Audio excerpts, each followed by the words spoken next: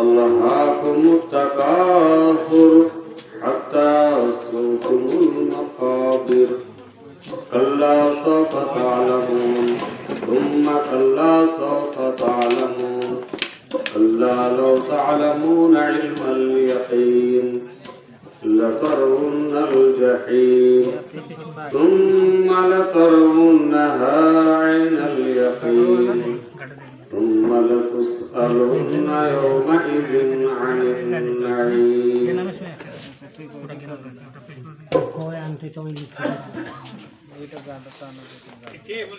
बराबराने इस्लाम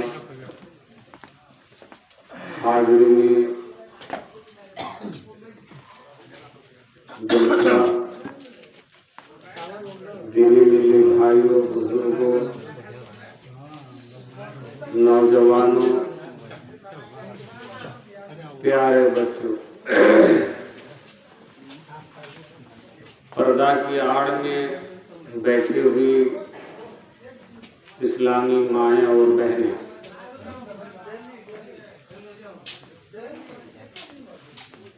ये एक नाइट जलसा है, शबीना प्रोग्राम है और एक खास मकसद के तहत ये प्रोग्राम मुनाकिद हुआ है और वो मकसद ऐसा मकसद है कि जहाँ से दुनिया का सिलसिला ख़त्म होता है और आखिरत का सिलसिला शुरू होता है, वो है कब्रिस्तान से मुताल्लिक़। देखिए, अल्लाह रब्बुल आलमीन ने हम इंसानों को अपने हाथ से पैदा फरमाया है और हमारी इज्जत और इकराम का बेपनाह ख्याल रखा है। अल्लाह रब्बुल आलमीन ने हम इंसानों में जो जिंदा है उनका भी एहतराम करने का हुक्म दिया है और हम में से जो मर चुका है उसके साथ भी अच्छा सुलूक करने का हुक्म दिया है, उसका इकराम व एहतराम करने का हुक्म दिया है। इसलिए कि अल्लाह रब्बुल आलमीन ने बगैर किसी इस्तिस्ना के, बिला किसी तफरीक के, जिंदा या मुर्दा के, अलल इतलाक अल्लाह रब्बुल आलमीन ने फरमाया वलक़द कर्रमना बनी आदम, हमने आदम की औलाद को मुकर्रम बनाया है। ये नहीं कहा कि आदम की संतान में, आदम की औलाद में जो जिंदा हैं उनको मुकर्रम बनाया है, जो मर चुका है वो मुकर्रम नहीं है, ऐसा नहीं किया, नहीं फरमाया। जिंदा है या मुर्दा, हर दो हाल में आदम की संतान, आदम की औलाद होने के नाते अल्लाह रब्बुल आलमीन ने ये ऐलान फरमा दिया है कि हमने आदम की औलाद को मुकर्रम बनाया है। अब इनमें जो जिंदा है, जो बहयात है, उनके हम तो इकराम कर लेते हैं, मरने वालों के साथ कैसे इकराम का सुलूक होगा, एहतराम का रवैया होगा, उसको समझने के लिए भी हमारे पास बहुत सारी दलीलें हैं जो अल्लाह रब्बुल आलमीन ने इशारा फरमाया अपने कलाम मुक़द्दस के अंदर। अल्लाह रब्बुल आलमीन ने फरमाया सुम्मा अमातहु फ़अख़बरा, किसी भी मखलूक के बारे में आप नहीं देखेंगे कि अल्लाह रब्बुल आलमीन ने हुक्म दिया हो तो वो मर गया है उसको दफन करो, नहीं हुक्म दिया है। आज जानवर मर जाते हैं, उसे किसी गड्ढा में, नदी नाले में, जंगल में फेंक दिया जाता है। और भी बहुत सारी मखलूकात ऐसी है जो मर के जमीन के ऊपर पड़ी रहती है। बहुत सी ऐसी लाशें हैं जिसके साथ बड़ी बेहुरमती होती है, बेअदबी होती है, बदतमीजी होती है। नदी नाला में उसको फेंक दिया जाता है, जंगलों में फेंक दिया जाता है और दरिंद उसे नोच नोच कर खाते हैं। कोई उसका कोई हिस्सा लेके किधर भाग रहा है, कोई हिस्सा लेके कोई किधर भाग रहा है। मगर अल्लाह रब्बुल आलमीन ने इंसान की अजमत, इंसान का मर्तबा, इंसान की फजीलत दिखाने के लिए अल्लाह रब्बुल आलमीन ने इस बात का हुक्म दिया है कि मेरे बंदे अगर मर जाए तो उसे कहीं जंगलों में मत फेंक देना, किसी रोड साइड में मत फेंक देना। मेरे बंदों को कुत्ते के नोचते हुए देख कर तुम खामोश मत रहना, नोचने का मौका मत देना। आज बताइए, कोई इंसान अगर जंगल में फेंक दिया जाता, रोड साइड में फेंक दिया जाता मरने के बाद, और कुत्ते किसी का हाथ लेकर के गांव चला आता, किसी का पांव लेकर के गांव चला आता, और आपको समझ में आता कि ये मेरे बाप की लाश है, ये मेरे बाप का हाथ है, ये मेरी माँ का हाथ है, ये मेरी बीवी का पैर है, ये मेरे दोस्त का सर है, बताइए हमारे दिल में क्या गुजरता। हम इतनी बड़ी बेअदबी, बेएहतरामी बर्दाश्त कर सकते? तो अल्लाह रब्बुल आलमीन ने हमें जिंदों का भी एहतराम करने का हुक्म दिया है और मुर्दों का भी एहतराम करने का हुक्म दिया, और फरमाया सुम्मा अमातहु। अल्लाह रब्बुल आलमीन जब इंसान को मौत देता है तो वो हुक्म भी देता है कि फअक़बरा, उसको क्या करो, कब्र करो, जमीन में गड्ढा खोदो और इस मिक़दार में गड्ढा खोदो ताकि किसी दरिंद और किसी कुत्ते वगैरह वहां तक पहुंच ना सके, उसकी मिट्टी को हटा करके उस पर हमला ना कर सके, उसको फाड़ चीड़ कर उसके साथ बुरा सलूक ना कर सके। इसलिए अल्लाह रब्बुल आलमीन ने मारने के साथ साथ जो है उसको दफन करने का हुक्म दिया है, उसका एहतराम का ख्याल रखते हुए। ये इज्जत है मरने के बाद भी कि अल्लाह रब्बुल आलमीन ने उसको दफन करने का हुक्म दिया। आपको मालूम है, शायद आपको इस बात का इल्म नहीं होगा, ये दफन का सिलसिला कब शुरू हुआ है?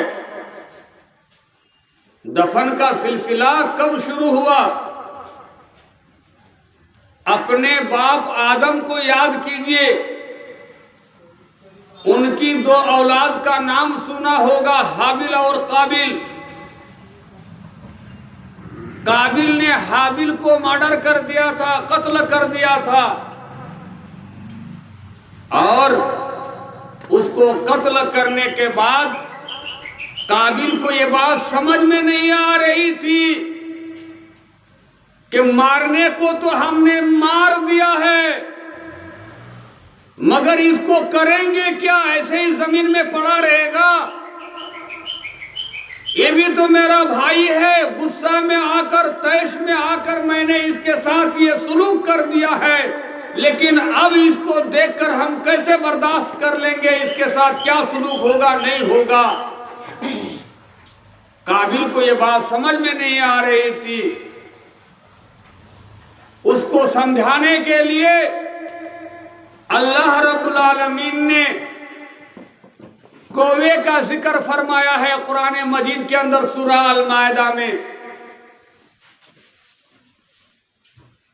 कि काबिल अपनी आंख से देखेगा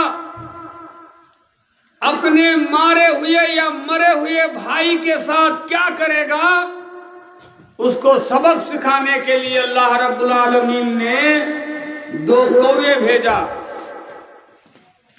और एक कौवे ने दूसरे को मार दिया, वो मर गया। और वो कौवे जो जिंदा है, मारने वाला है, उसने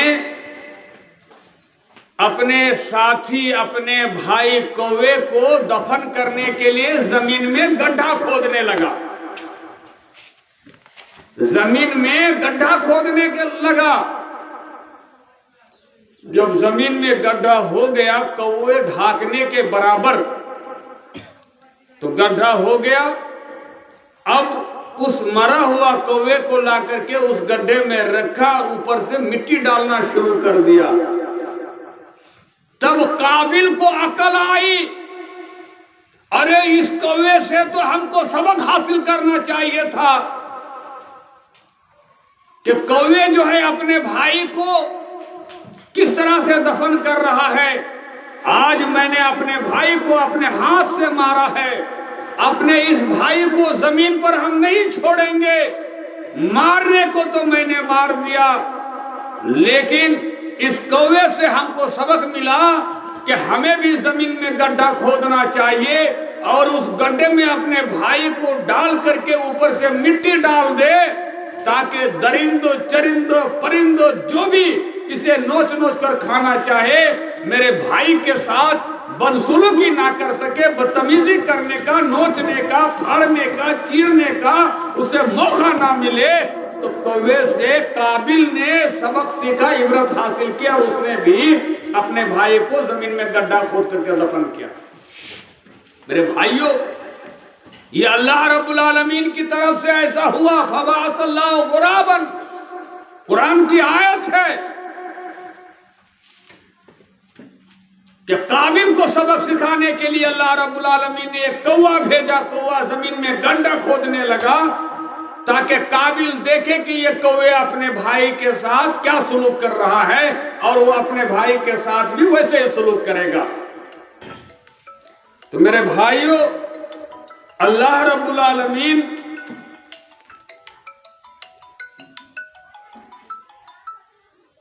अल्लाह तबारक व तआला जो है अपने बंदों के साथ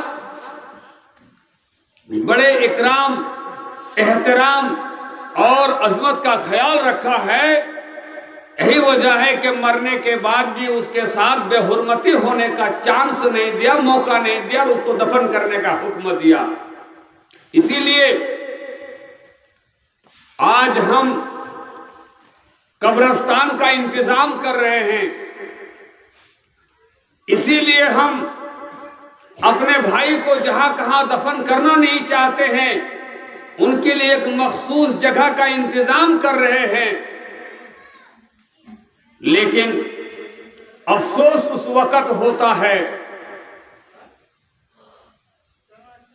कि मरने के बाद यही कब्रिस्तान हमारा ठिकाना है। वही कब्रिस्तान में जो 2 गज लंबाई और 1 गज चौड़ाई जमीन हमको मिलती है, वही हमारी जमीन है। ये 10 बीघा खेत जहां पर हम गेहूं लगाते हैं, जहां पर हम धान लगाते हैं, जहां पर हम चने लगाते हैं, जहां पर हम मकई लगाते हैं, जहां पर हम गाजर और बाजरा लगाते हैं, ये जमीन, ये खेत, ये बंगला, ये बिल्डिंग, ये मकान, ये सब कुछ जगह जमीन आपकी छूट जाएगी। और मरने के बाद जो 2 गज जमीन और लंबाई 1 गज चौड़ाई में, जिसे हम कब्र कहते हैं, वही हमारी जमीन होगी, वही हमारा हिस्सा होगा, जहां हम जाकर के पड़े रहेंगे और अल्लाह रब्बुल आलमीन हमको वहां से उठाएगा। उसी जमीन को अपनी खास जमीन समझो, जिसको ना तेरा बेटा लेगा, जिसका ना तुम्हारा भतीजा वारिस बनेगा, जिसका ना तुम्हारी बीवी वारिस बनेगी, जिसका ना तुम्हारा पड़ोसी दावा करेगा। ये मकान इसके भाई वारिस बन जाएंगे, इसके बेटे वारिस बन जाएंगे, इसकी बीवी वारिस बन जाएगी, इसके बहुत सारे रिश्तेदार कहां से आकर के अपना फराइज निकालेंगे, विरासत का मसला निकालेंगे। लेकिन आपकी हकीकी जमीन जो 2 गज लंबाई और 1 गज चौड़ाई कब्र है, उसका वारिस नहीं मिलेगा आपको मेरे भाइयों, वही आपकी जमीन है। अल्लाह रब्बुल आलमीन ने सबके लिए उतनी जमीन रखी है कि तुम्हारी जमीन वही है, वरना बाकी जितनी जमीनें हैं ये सब तुम्हारी छूट जाएगी, छीन जाएगी। वो 2 गज जमीन इंतजाम करने के लिए, हासिल करने के लिए, लेने के लिए आज हम सब भाई करण नगाल, ऊपर टोला, नीचे टोला, कोसम टोला, माशाल्लाह टोला टोला तीनों में मिला हुआ है। ऊपर टोला बोलिए, नीचे टोला बोलिए और कोसम टोला। किस इंतजाम में बैठे हैं बोलिए? ये नाइट का प्रोग्राम, ये कलेक्शन, ये चंदा, ये तहसील किस लिए है? अपने लिए। जो हमारी खास जमीन है, खास जगह है, जो कोई नहीं ले सकता है, कोई उसका वारिस नहीं बनेगा, उससे हमको आपको गाफिल होना भी नहीं चाहिए। अल्लाह रब्बुल आलमीन फरमाता है, मैंने सूरह तकासुर तिलावत की आपके सामने, रब्बे जुल जलाल फरमाता है, अल्लाहुम्मुत तकासुर हत्ता ज़ुरतुमुल मकाबिर। ऐ मेरे बंदो, दुनिया की मोहब्बत, माल की मोहब्बत और दौलत की कसरत और दुनिया चमकाने की कसरत ने तुमको आखिरत की तलब से गाफिल कर दिया। आज तुम दुनिया दुनिया कर रहे हो, आज तुम मकान बनाने में लगे हुए हो, आज तुम काश्तकारी में लगे हुए हो, आज तुम बैंक बैलेंस बढ़ाने में लगे हुए हो। आखिरत की तलब, आखिरत की जुस्तजू, आखिरत कामयाब बनाने से तुम गाफिल हो चुके हो। अल्हाकुमुत तकासुर, तकासुर ने तुमको गफलत में डाल दिया। तकासुर के माना होता है ज्यादती। किस चीज की ज्यादती? दुनिया की मोहब्बत में ज्यादती, दुनिया के सामान की मोहब्बत में ज्यादती, दुनिया में जिससे आप हाई फाई इंसान बन सकते हैं, उसकी ज्यादती ने तुमको आखिरत के तलब और जुस्तजू से गफलत में डाल दिया, गाफिल कर दिया। और इतना गाफिल रहे, इतना गाफिल रहे, अल्लाहु अकबर, कि अल्लाह तबारक व तआला